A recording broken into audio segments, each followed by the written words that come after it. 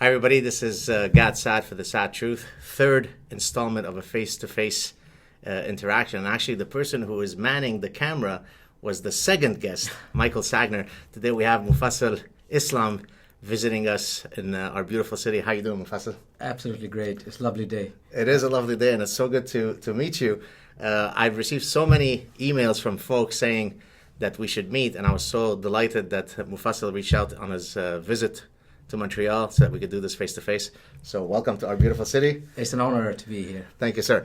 Maybe you could start off by telling us your history, where you were born, how you were born into Islam, why you left Islam, and so on and so forth. Right. I was born in Bangladesh 51 years ago. And I come from a family of Sufi saints with a proven track record of 200 years of preaching Islam in Indian subcontinent. I'm the only son of my parents, and I started preaching Islam from the age of 16. And I preached Islam for almost 34 years as a da'i, or a preacher.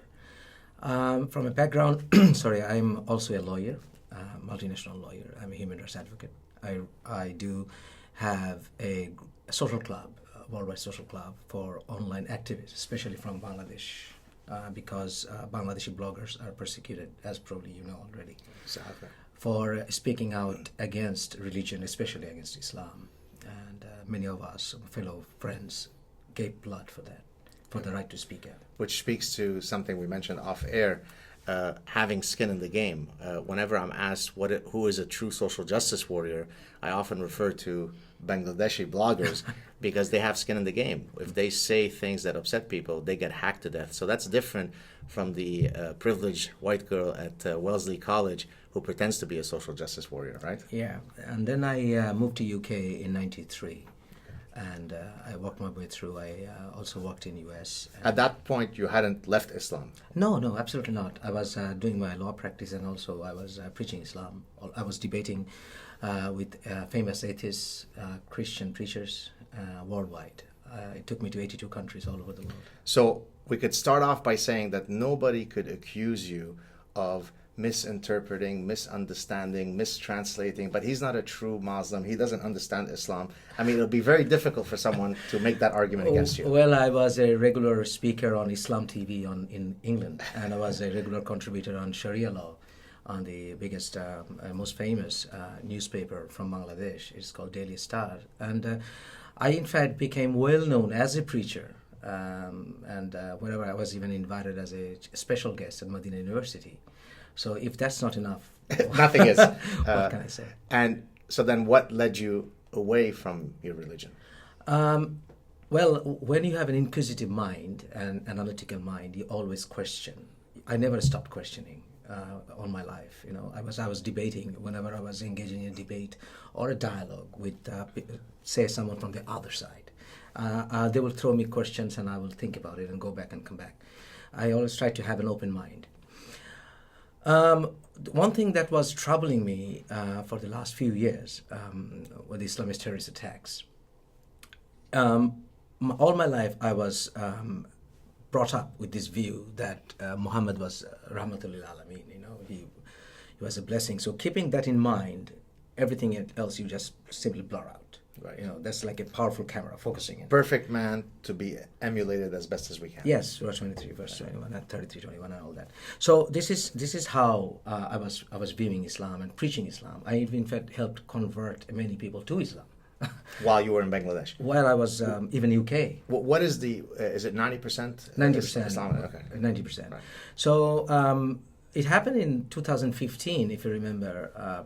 The Charlie soon after Charlie Hebdo attack, there was another attack at the nightclub in Paris. Yes. So I took Bataclan. Bataclan, exactly. Yeah. So I took out the mobile phone early in the morning and I just gave what I had, because I was a social media personality already, and I said criticizing those who were speaking out for Sharia law, and they were supporting killing of apostates and all. And I said, and especially from migrants who were tolerating this in a country which was facing attacks from Islam, and they wanted Sharia to be established. I said, why the hell do you come to this country if you don't want to live by the laws? Was that your first time that you had openly, publicly criticized terrorism? Seriously, yes. Okay. I mean, and that hit worldwide with 95 million views in one day, because that's probably hit world record in various countries. You know, it became television hot news in India, in Australia, in Denmark, and UK newspapers,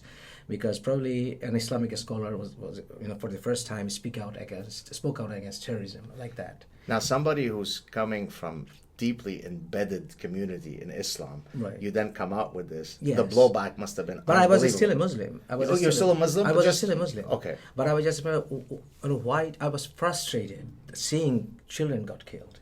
That why don't you speak out?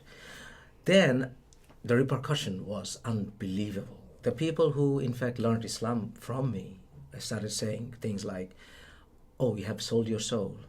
You're a Jewish spy. You're a spy. Jewish spy. Jewish spy, or a Christian Zionist, whatever." And then I was told that, what are you looking for, a British passport? Is it what it is? But I became a British citizen 20 years ago.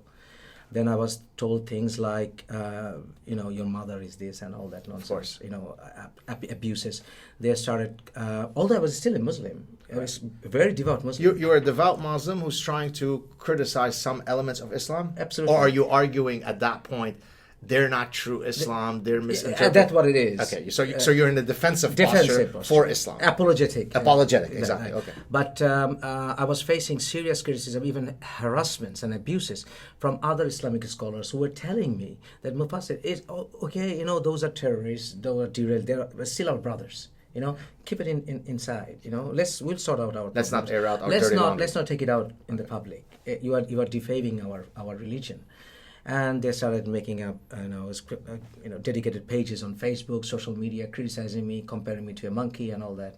And those videos were being viewed, like one of the videos reached 500,000 views in one day with 57,000 comments, 47,000 shares, with having, thousands and thousands of comments calling for my death. Yes. And those videos are still in circulation. And those pages are still running. Of course, YouTube doesn't think that that's bad if they're death threats. But if you criticize Islam, that's hateful and divisive. We've got to take you off. Yep. Which we'll talk about in a second. Yeah. Okay, so now at that point, you're still a practicing Muslim. You're a bit of an apologetic. When do you leave the faith? Within a few months, I started revisiting and reassessing my understanding of Islam. I said, I knew all this. Even Isaac, I knew the back of my hand. I know the tafsir, I know the Quran, I know the hadiths.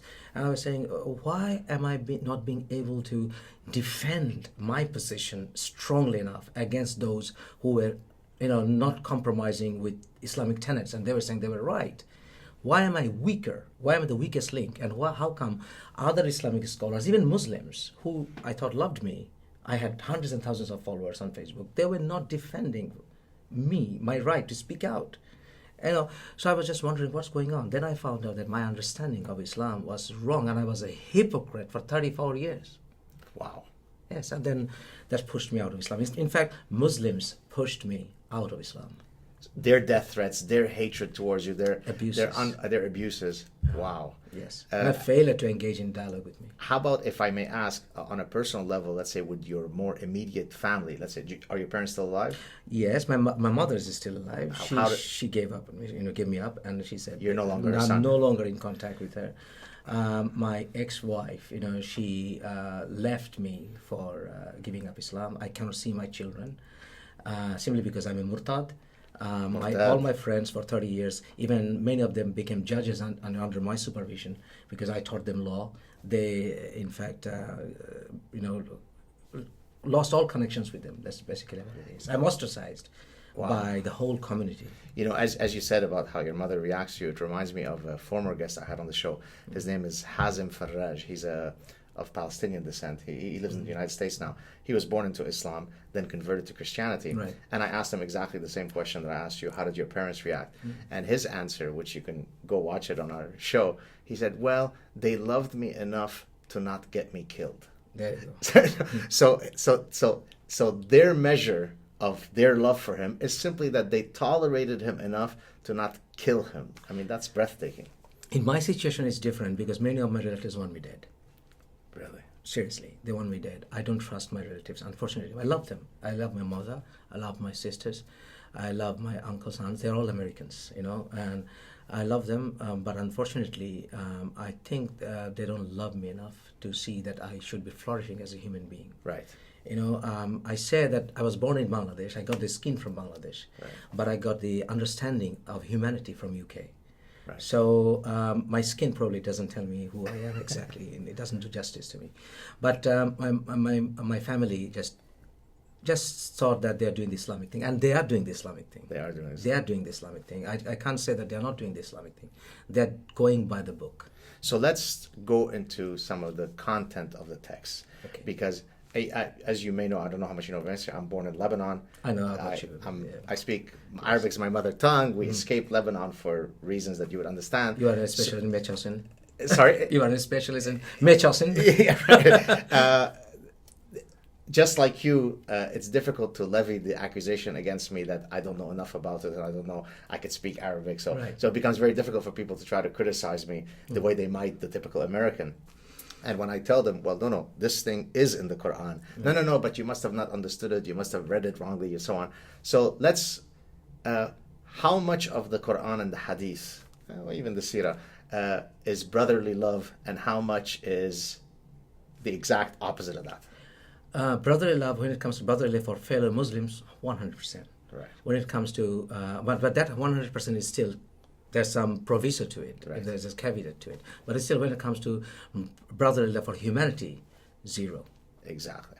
Zero. And people don't understand this because, and I was actually mentioning this to the other gentleman who's in the room but is off camera, Right. that people often make the mistake of, all religions are effectively the same. That's what they argue. They all believe in a God. They all believe in that we should be good. And I always give a sports analogy or a bird analogy. An ostrich and a hummingbird are both birds, but they look very different. Bowling and rugby are both sports, but they're very different. And so how can we get people to overcome that obstacle, to recognize that the fact that something is a religion doesn't mean that the religions are interchangeable. The contents matter. Islam is not a religion, as per se. To my Islam is a death cult. Okay. Absolutely. But Because you just increased your death threats by about 100-fold. Well, it can't go worse because you have only one life.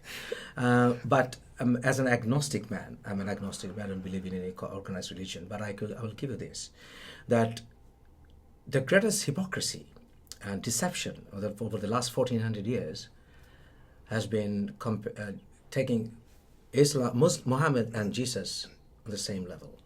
And when Muslims say that they love Jesus, and Muhammad and Jesus had the same mission, and they sold it to many Christians and many non-Muslims even Sure. to come to Islam, has been the greatest deception engaged. Because there's a few things you don't have to be a specialist in Bible studies.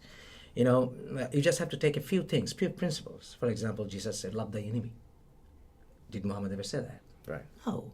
That's good enough. And if you say, like Jesus says, one who lives by the sword will die by the sword, and Muhammad said, Jannah is under the sword. I mean, these are the things, very basic things will take you to an understanding which will tell you Islam and Christianity cannot be compatible. Impossible. Well, I don't. Do you know who Bill Warner is? Yes, I do. Okay. So Bill Warner, for those of you who don't know, was a guest on my show. He used to be a former physicist, Right. a professor of physics, who about 15 years ago, maybe around the time of 9/11, Right. decided to start studying Islam Yes.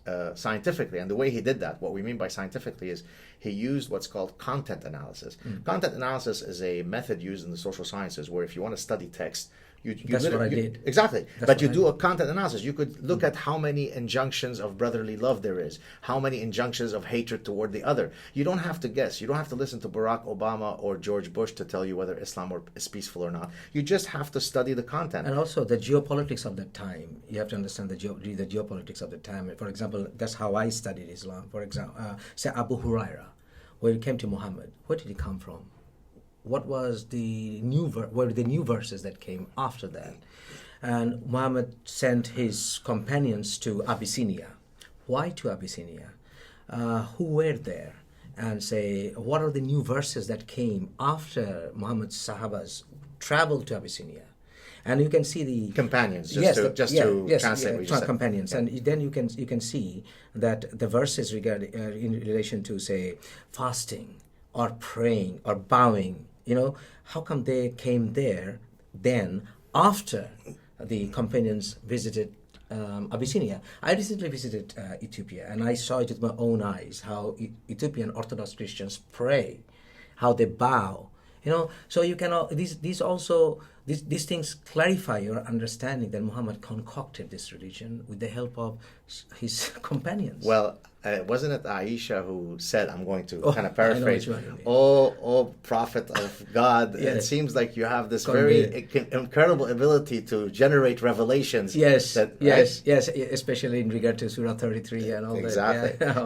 Now, since we're speaking about Aisha, oftentimes when I speak to even friends of mine who are Muslim, they typically will become very apologetic about, no, she wasn't 6 and then consummated marriage at 9, it was 19, no, blah, blah.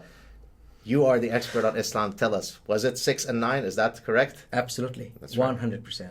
And all you need to do is ask for another reliable Islamic document which will show, not like analysis, not like concocted mental gymnastics, document which has more authority than the Bukhari, Sahih Bukhari or Muslim, to say that Aisha, in explicit terms, unequivocal terms, Aisha was 17 or 16. Even if she was 16, if you say, for argument's sake, she was 16 or even 17, a few things we need to take into context. First of all, Muhammad, how old was he? 50-something, right? 53, yeah. Right, he was 53. Somebody who was like 40 years almost older than her. What would have happened to her after Muhammad was dead? Right. She would have a widow life, and so did she was a widow for a mighty long time after Muhammad's time. And Muhammad said, in Surah 33, verse 50 to 52, if you read it, that his wives wouldn't be able to marry again after him. Right. So these were entering into relationship which would end up as punishment for them, living a life in seclusion as a widow for 40, 50 years after his time, because they were like 40 years old. He was like 40 years older than them. And then again, Muhammad claimed to be an example of character for all times. And what about the mental age? Muslims will always tell you that, she was menstruating. Aisha was menstruating. But the question is, do you not take her mental age into account? Right. When Aisha was brought in from outside when she was playing, she didn't know what was going on. She was being. There's a story with the dolls. Yes, and the Swiss dolls, and her fellow friends were afraid of Muhammad when Muhammad would walk in. She's cleaning the sheets that are filled with. It's similar. Very nice, very holy. So then, how do we? So another obstacle in all of my engagement with the public on these issues, one of the things you often hear is, look, 95% of the Muslims you're going to meet, you're going to find them as nice as everybody else, right? Your friend Muhammad, who you play soccer with, your this girl that takes your class. And so people use their personal narratives to arrive at a judgment. Well, she's Muslim and he's Muslim and they're lovely and they're peaceful and they're kind. Well, at least in their personal interactions, how do we get people to decouple the fact that individual people come of many forms with the ideology? How do we get people to understand that there's a difference between the two? Well, first of all, I love Muslims. I can't hate them because they're my family. I love Muslims. That's why I take a huge risk on my life to free them from that cult. Right. I have a possibility of being shot anytime, or being chopped off of my head anytime, because somebody would do things, even a slight bit of things that I'm doing, has a risk of losing his head. But why am I doing this? Because I want to save them. That was my passion, to take them there. And now I have a passion, rational understanding that this is wrong. I want to take them out of it. Now, Muslims, obviously, vast majority of them are lovely people. We all know that. But let's put them to test and ask them, vast majority of them, take a survey, because Bangladesh, a survey was done in Bangladesh by Pew Research, and they found out 80% of Bangladeshis want Sharia. 80%, knowingly or unknowingly. The Sharia says Mufassil should be killed for living Islam. That's right. Ask them, do you want Mufassil to be killed? Because then most of them may say, no, let them, we tolerate them, but why should he have to talk Right. against Islam? The second thing, most of them will say, okay, if he speaks out against Islam, he should be respectful. My question would be, what is being respectful? Why do I have to be respectful to an ideology? I have the right to offend to any ideology. Because I even, offended Christians when it comes to their faiths. Then why Islam should be having that kind of a special privilege? And then you will see the reaction growing slowly. So that's what explains why when I said, oh, Ahmad and Muhammad are nice, and you asked, are they?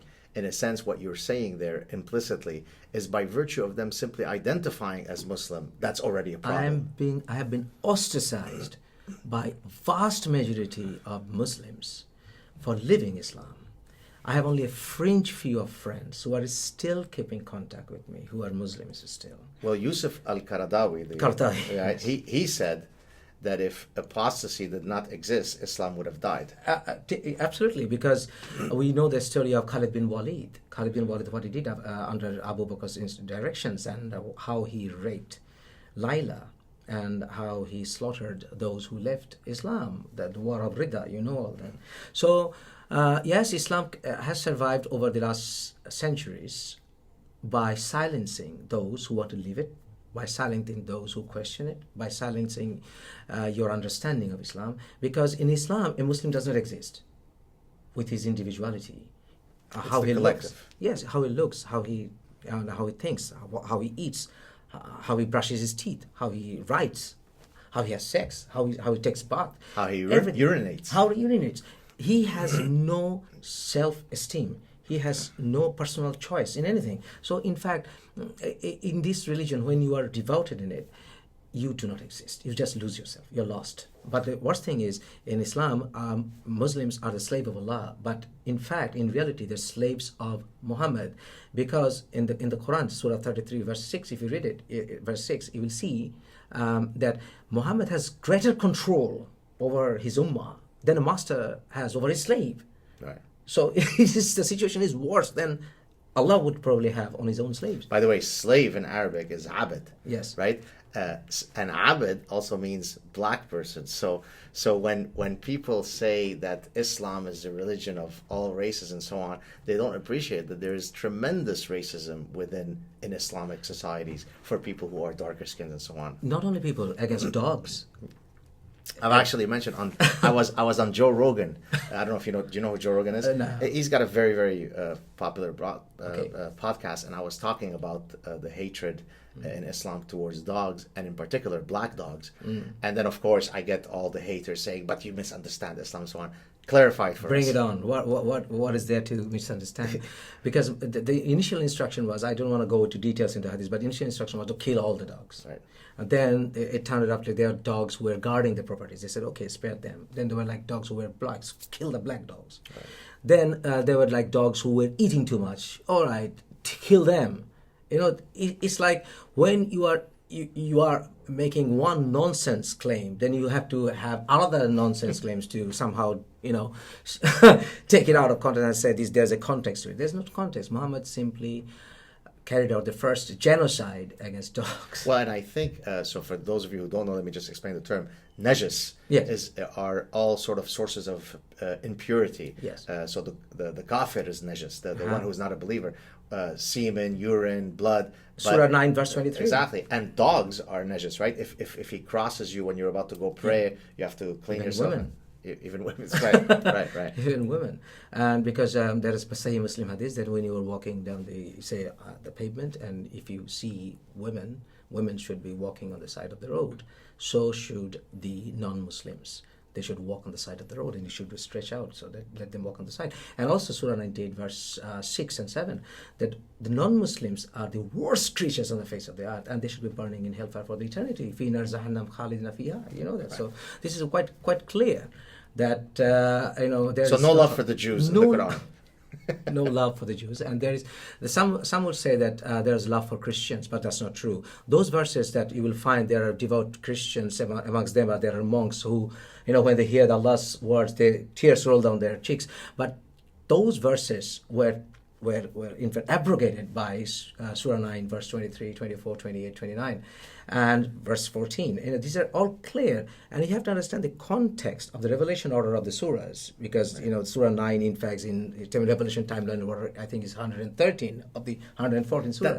That's what makes it complicated to read, because people don't understand the It's an chronology. unreadable book. Exactly. It's an absolutely unreadable book. I have spent 34 years understanding the context and everything, and I can say I have a fair good idea, but still, it's such a big lie. I mean, anything that you turn, every page you turn, is full of lies and deceptions.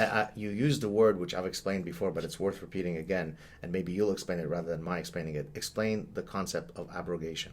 Right, it's mansukh. Allah said in the Quran that when He wishes, He brings out better verses to serve the purpose, and better verses He brought in. The better verses were, in fact, Muhammad had a greater control over his community, and the ultimate purpose of Muhammad was exposed when you read the revelation timeline order and some of the apologetic verses which came either during Muhammad's life in Mecca, Exactly. or in the initial time of his time after coming to Medina.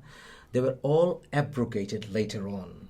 So when people quote the gentle passages that come from the Meccan period, Lakum dinukum waliyadin. exactly, no compulsion of religion, blah, blah, blah. People Like don't Tafadil. realize that those are now null and void, because Yes. then the later verses, where I'm not as friendly towards those who don't accept Islam, have abrogated the earlier verses. I will say something else as well. There are people who claim that there were the verses during his Meccan era were all apologetic, all lovely. It's not true. For example, the verse, the surah, the Hablu min Masad, where the Abu Lahab and his wives were being given mortal threats. Those are not lovely verses. Right. And you have to understand the context as well. He was deceptive during his time in Mecca. Even that proves that he was a shrewd man. If the world ever was visited by devil, And when it was he Muhammad. when he practiced, when he preached all the more gentle stuff, he was only able to gather something like 150 followers Yes. in 8, 10, 12 years, was it? Absolutely. And then once he hijrah, he moves to Medina, that's when the explosion of new recruit comes in, when his message changes to become a lot more intolerant. Because when he went to Medina, the first surah was Surah Baqarah, and he was saying that you can remain a Christian, you can remain a Jew as long as you believe in one God. It's fine, you'll go to heaven. But even then, some of the Jewish leaders, they were skeptic about him. They were doubtful about his ultimate purpose. One of them was Safiya's father, who said, I have questions about this man. And Muhammad started exploiting the welcoming that he was given by Jews and Christians. And then he started drawing attention to those people who were looking for opportunists, who were, say, not educated, or who were looking for power. They started coming to Muhammad because Muhammad started flexing his muscles. He started taking over Jewish businesses and started subduing Christians, and then he was coming out with verses like war booties, and he's the only man, from my religious knowledge, comparative understanding of religion, that he was probably the only man in history who was justifying rape to be a heavenly thing. That which falls under your right hand. Yes. And that's why the word rape doesn't even exist in Quran. And certainly not within marriage. Yep. And in fact, he was enticing people to have war booties, women, and distribute them, take them out, even if they were married. And he was taking sex slaves like Maria Kiptia as a gift. So they're finding it all to be justifiable. Those people who were opportunists, who were evil in heart, they were saying, really, I can rape and still go to heaven? And in the process of in the war, if I die, I will still get 72 virgins? I want that could religion. satisfy my earthly desires, and they are divine. Yes. Perfect combination. Absolutely. So people were... He's a great being drawn- marketer. Well, evil one, yes. Evil one. So do you think that a lot of Muslims might not even know all this knowledge. So, if I'm born in some lovely Muslim family, I basically have almost no knowledge of Islam. Like most people have no knowledge of Catholicism when they're Yes. Catholic. How many people know what's in the Torah and they're Jewish? Nothing. A few little things, right? So, is the way to ultimately get the folks to at least question, to at least get them to commit to reading the content, because most of them are simply ignorant about it? Is that ultimately what the main obstacle is? Other question: will they be allowed to read? Right. Will they be allowed to read? But why can't you now go on the internet and read the Quran or the Hadith? Well, what you have to also realize that 75% of global Muslims are not Arabic speaking. Okay. That's number one. Secondly, I can tell you, who was born in one of the biggest Muslim countries in the world with 180 million Muslims, that vast number of Bangladeshis or South Asians, Muslims, they don't even know the meaning of the word Subhan Rabbil Ala when they pray and bow. Vast majority don't know. They don't know. Vast majority of them don't even know that Aisha was 6 years old when she was married to Muhammad, and vast majority of them wouldn't know that Muhammad was poisoned. They don't know these, the basic things. So instead of probably asking them to read, because their illiteracy is high in Muslim world as well. You don't take Saudi Arabia as a country where you can access to literacy or education, but in countries like Bangladesh, Pakistan, many parts of India or Africa, they can't they can't read and write. So what is the way out? The way I was ask them, give them one answer to find out answer to one question. Give them one. Say, do you know that Muhammad had sex with Aisha when Aisha was 9? Go and check. Even I have taken almost 20,000 people out of Islam in the last 2 years, and I have seen that vast majority of them left Islam simply because they could not find answer to a single question. Because Islam is a totalitarian religion. You cannot question it. You cannot say that I accept this and I don't accept that. So when they couldn't reconcile this question to that question, they said, okay, that's it. I'm out. Which, by the way, in science, we have the peer review process. I conduct a study. It takes me several years. Before it gets published, it has to go through the scrutiny of people reviewing it. If it passes the threshold, it's published. If not, then too bad. Right. So if you're confident about your knowledge, then you have to put it open to scrutiny. And it's only when you are lacking in confidence about your ideology that you create all these barriers. If Islam were the truth, then why wouldn't you allow all people to openly debate it? It's going to win out because it's the best idea available. But you don't feel confident in allowing that. That's why you create restrictions for people to openly use their critical thinking, right? There's also a cloud that Muslim scholars wear usually, which is they're very serious type of people, and they don't like being questioned about many things. Like even the Quran, it says that you cannot question Allah. So they will just hand it down to you. This is what Quran says. This is how Hadith said. That's it. Don't question anymore. Right.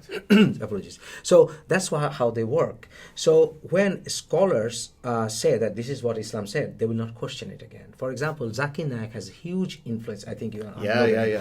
A huge influence in South Asia. Is he Indian? He is Indian. Indian, yes. That's right. Yeah. So I was told many times to debate Zakir Naik, and I said, listen, even Indian government cannot find him. How can I find him? And will it be enough that if Zakir Naik knows, you don't know, and you stand before God and you say, God, Allah, I don't have the answer, but Zakir Naik did, so I relied on him. So this is not the way. But in Islam, in the Muslim community, there's a huge respect for Islamic scholars, and they are happy with their ignorance. That's a huge obstacle. To break that, I think we need to instigate debates with ordinary Muslims, and we need to keep on confronting them in every level when it comes to intellectual position. For example, if I see a Muslim praying, I would say, good luck, that's your religion. But do you know that this is what you're praying? This is what you're praying, right. The words that you are saying. Right.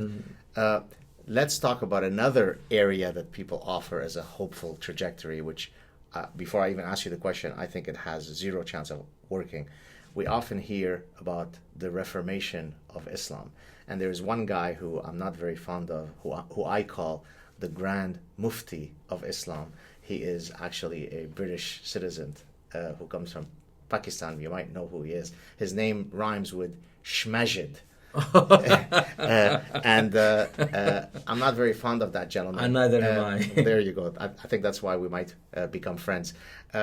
He's selling this, what I call unicorn Islam, where he doesn't give you the details, but there is some way in the similar fashion of how, say, Christianity reformed. Hey, why not? Islam can also reform. And of course, it already can't be, because we know that the Quran is the final inerrant word of God. You can't change a harf, one letter from the Quran. So how could you reform it? So you, as somebody who studied Islam for many decades, could Islam be reformed or not? Impossible. You cannot reform Islam. And those people who say Islam can be reformed is doing more harm than good. Because they're giving false hope. They're giving, not only false hope, they're deceiving people. Because how can you reform Islam? You have the hadiths. Do you want me to forget all the hadiths? Do you want me to forget all the context? Imam Tawhidi actually argues for that. Okay, he says, get rid of the hadith and go with the Quran. The Quran is good. Even the Quran is enough. Of course. By itself, Yeah. to prove that this is unworkable, this is evil. Even the Quran. So, for example, I think I heard Imam Tawhidi referring to Surah 5, verse 32. And he was wrong. I wish I could have a debate with him. But I believe... I'll try to set it up. Oh, yes, please. Imam Tawhidi, if you're listening, I'm ready for a debate. Imam. All Yes. right. So I believe the Quran by itself is enough to say this is evil by itself. All right. So if you say "Fina razahannam khalidina fiha," tell me, how are you going to come up with that Right. verse? How? Who are the people when Quran says in Surah Fatiha? If it's the last line, غَيْرِ الْمَغْضُوبِ عَلَيْهِمْ وَلَا الضَّالِّينَ. Who are the people that are being referring to? Who are the people who are derailed? Who are the people who are cursed? Go for other verses. Surah 8, verse 55. Read all that. And Quran by itself is self-destructive. Right. It's a bomb for morality. I've argued, and this might be complete wishful thinking, that the only way you could, quote, reform Islam is if you suddenly now found a new revelation that abrogates that which was subsequently. In other words, you need sort of one broad paintbrush to get rid of all this stuff. If you're going to do it in a piecemeal manner for each verse, it's not going to work. Is there a way that someone can discover a new revelation that can get rid of all of the violent stuff? All right. In fact, the effort was done in the past. What I just said, Yes. sort of. Okay. Ghulam Ahmed, Right. the Ahmadiyya Muslim, he in fact tried to come up with quite a similar thing. So you work within the doctrines to try to reform. Right, and again, if you know the history of the birth of the Baha'i religion, Exactly, yeah. they accept Muhammad, they even accept Krishna and Hindu God and all that. They try to reconcile and try to say, let's move on. What happened to them? They are the most persecuted communities in the world. Yeah. So this is not going to happen in that way as well. And of course, the Ahmadis are not considered Muslim Muslims by vast majority of Muslims, yes, absolutely. And certainly the four schools of jurisprudence of Sunni Islam, they would think they're as Muslim as being Jewish, Right. maybe worse even. Right. I mean, my position is quite straightforward. Somebody who's claiming that I'm getting a revelation in this 21st century, I said, go to see a psychiatrist. Well, it is a fine line. But I've always said that the exact same statement you make, Right. if you make it under the cloak of religion, you're a prophet. If you make it under the cloak of non-religion, you go to a psychiatrist. Absolutely. That's exactly it. So, so it's a very fine line between madness and religiosity. So let me ask you this, more pragmatic stuff. So we have this huge influx of immigration that comes from Islamic countries, certainly in Canada. I mean, it's astonishing. And again, I'll do the silly preface, but most are nice and so on. But my argument has typically been the following, and I had this conversation with several very high-profile people who were looking at the wrong thing to focus on. Typically what they focus on is we need to have better vetting programs to stop the ISIS guys coming in. Right. Well, okay, nobody questions that. But I argue that that's a very short-term view of the problem. Because if, let's say, you let in 50,000 Syrians from, into Canada, very, very small percentage are going to be ISIS sympathizers. But 95, 97, 98% are going to hate gays, are going to have anti-Semitic views. And so the question becomes, over a long-term view, once you let in people who don't share your cultural values, the values that define Canada, tolerance, plurality, liberalism, and so on, then you're going to look for trouble. It might not happen in a month or 2 months, right? In some places, they went from 0% Islam to 100% Islam, but it took 500-600 years, right? They didn't come in with the sword and kill everybody. How do you get people to recognize that ultimately that's what we should be focusing on? Letting in tons of people who don't share your values is a problem independently of terrorism. There are a few things you need to bear in mind, which is Christianity, how they view their persecutors. In the Christian theology, Christians are not afraid of their persecutors. They were thrown to the lions, but they survived, ultimately. So they're not afraid of it by theology and by their spirituality. So that's probably a problem at times like this. Second obstacle is how do you vet them? It's impossible. Thirdly, we have to keep our humanity. It doesn't matter what happens. We will still feed our enemies. That's humanity. We cannot lose our humanity under any circumstances. We cannot lose our rational mind. We cannot say that Canada is a rich country and we should not help even those people who are lost. So that's one thing. But the other problem is, should we not ask Muslims to help one another first? Shouldn't countries like Saudi Arabia take more initiatives to help lead the Muslim world, to help Muslims, not only Muslims, other non-Muslims to help? Because Saudi Arabian constitution doesn't have a provision for, in fact, non-Muslims to take refugee status in Saudi Arabia, although it's not a Geneva Convention signatory country, but it's still, they would conducive to the society means they were not going to allow Christians to take refuge in this country. So that tells you that Islam, in fact, doesn't give much opportunity of sheltering non-Muslims, although in history Muslims did shelter even Jews, but that's a different story. Now, what about asking Muslims? Are Muslims allowed to live amongst non-Muslims? What did Muhammad say? Don't live among the kuffar. Don't take them as friends. That's in Quran, but in Hadith it said don't live among the kuffar. Don't live among them. So, if you know that when there was a terrorist attack in Bangladesh a couple of years ago, where in a cafe, foreigners were slaughtered, yes, including some Bangladeshis who held Canadian citizenship, and other overseas citizenship. Why were they killed? Because they took allegiance to a foreign kuffar country. So, in fact, they can say that, what about Muslims were allowed to seek asylum during Muhammad's time in Abyssinia? Muhammad didn't form Islamic state by then. The Medina state was not formed by then. So now you have Muslim countries. So if you have Muslim countries, in fact, Islam doesn't allow you to live and seek refuge in non-Muslim countries. So do you think then, and this is a delicate question, but one that needs to be asked, do you think that ultimately then Islam is perfectly incompatible with the Western values that we cherish? Well, absolutely. In every step of the way, Islam is not compatible. Islam doesn't stand for what we stand for in the West. So then do you imagine that there might be a day, because I was having a conversation with Andrew McCarthy, who was, I think, the lead, he was definitely one of the federal prosecutors, but maybe the lead prosecutor in the original 9/11 case. Remember the 1993 case where they put the bomb, right? In the page. And the blind sheikh yes, and so on. Yes. So for those of you who are interested, you can go check out my chat there, Andrew McCarthy. He's a lawyer. And so I put the question to him, do you think that eventually maybe Islam might be considered a seditious ideology? Seditious, literally, it's, well, you know what it is. Do you think that might ultimately come down to this? Yes, I believe so, because you have your Canadian Human Rights Act, I think, since 77. You have the Oak Test and all, and we have the Human Rights Act in UK. We have the European Convention of Human Rights as well. If you go one by one with every aspect of those human rights provisions, you will see none of them is compatible with Islam. And so Islam's ultimate purpose is to subdue and it's a fascist movement, political movement. Politics is 90% of it, 10% is Exactly faith. right. That's actually the exact number I give. Yes.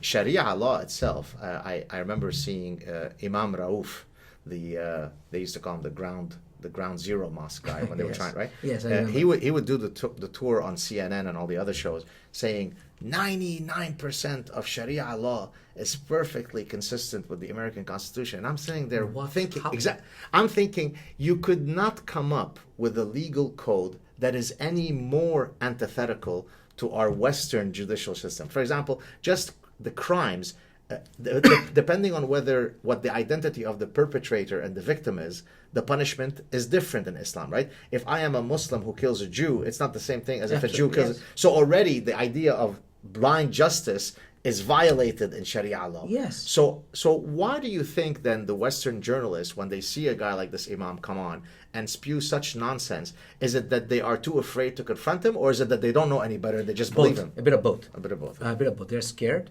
First of all, they're scared to tell the truth, and also they're scared of losing their business probably in some way, because they have some business with some Muslim people or Islamic world somewhere somehow, or and also because of their ignorance, they just tolerate these people. But this same media people, will they be allowing that Imam to sit down in a room like this and have a debate with me and let them broadcast that? No. Because you're a hateful bigot who is an Islamophobe. That's what they say. So but at least I don't want to kill anyone. I don't want to take their heads off. Right. Ayan Hirsi Ali, whom I'm sure you know, yes. At one point, I think she's kind of maybe changed her position on this, but at one point she was arguing that, look... Because of, we know why. Right, exactly. She was arguing that, look, a lot of people want to believe. They have a need to believe in some God. And that it might be easier for Muslims to kind of go from, say, Islam to Christianity, to convert from one monotheistic religion to another, rather than jumping from Islam to non-belief, to atheism, so that you kind of slowly wean them into non-belief. Do you buy that argument, or are you sort of more direct? You want people to get out of Islam and have no belief, or what's your view on that? Well, I'm a rational man, and as a rational man, I would say, if my purpose is moral, my means have to be moral as well. So, if there's something is either a lie or it's true, as Bertrand Russell said. So, religion, which if it is lie, then I would say it cannot have any ultimate moral purpose. Right. So I will say no, I will not buy that, because I believe that there is absolutely no reason to have any faith. Zero. I actually agree with you, because I've had this conversation in many different forums where some people argue, look, religion does serve many functional benefits. And that was the original point of Blaise Pascal, right? Where he offered really a functional argument for why it makes sense to believe. And my position, which very much mirrored yours, is that to believe in something, even if it provides good, but if it's false, then as a pure person, I cannot believe in a lie, even if religion does give me hope, right?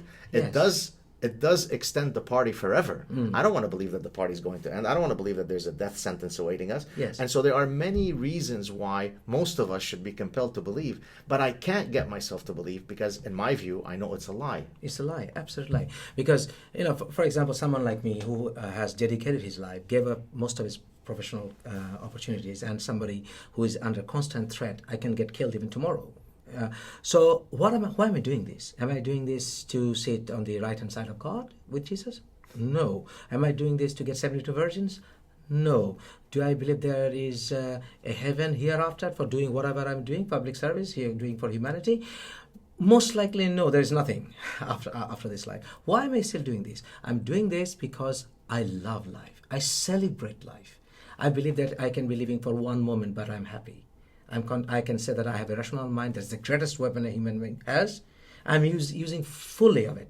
So that's my pleasure. That's my satisfaction. And I'm doing it for my children, for future generation. If I love my children more than I love myself, and if I love the generation of my children more than I love the generation of my time, I will say, I'll give my life, and with the last moment of my life, I will say, I did my job, and I'm leaving them with a better world.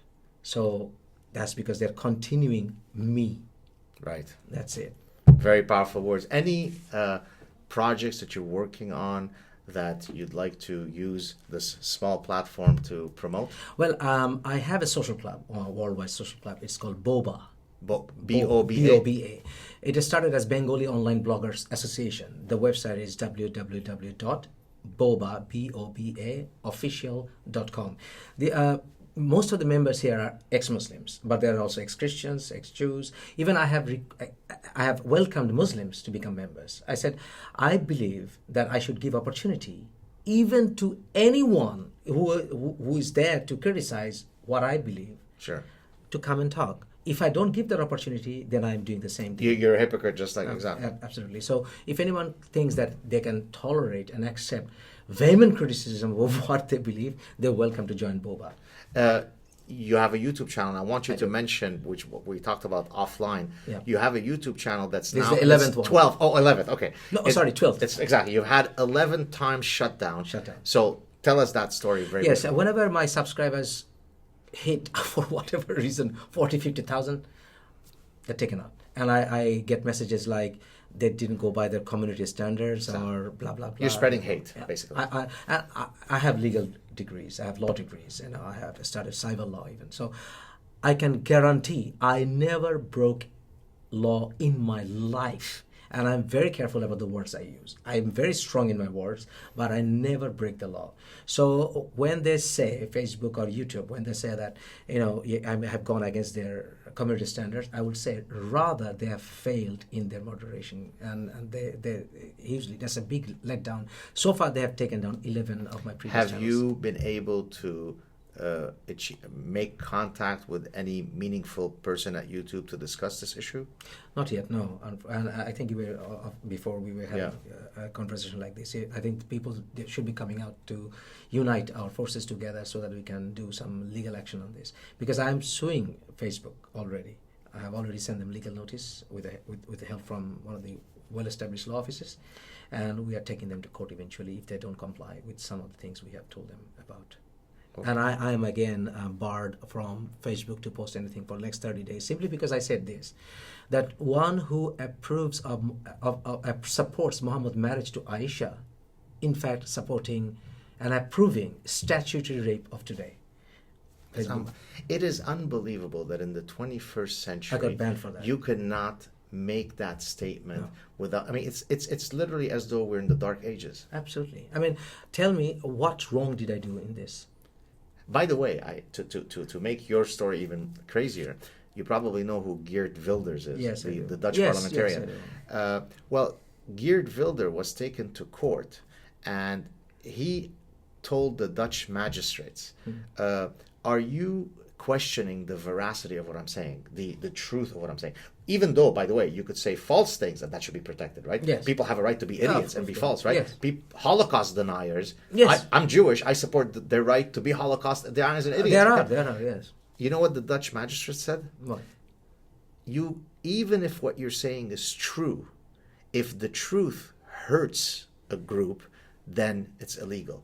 So the truth is not allowed if it offends somebody. And of course, somebody, typically in this case, is Muslim. What if that magistrate should have been asked, what if we see the birth of a new cult where eating dead human flesh is okay? It's okay. Yeah. How about that? How about I just said, you don't do that? And they said, oh, it's my religion. What do you do? Do nothing? But that's what usually happens, right? The difference between a cult and a religion is how long it's survived, right? So how many followers it has. That's the only metric, right? Yes. So, if Islam was a religion of, say, a few 100,000, you'd have been banned a long time ago. Exactly. There you go. Absolute pleasure talking to you. We'll continue it Nice over coffee. here. Real pleasure meeting you. An honor. Thank you so much. Cheers. Thank you for having me. Cheers. Thank you, guys. Thank you. Cheers.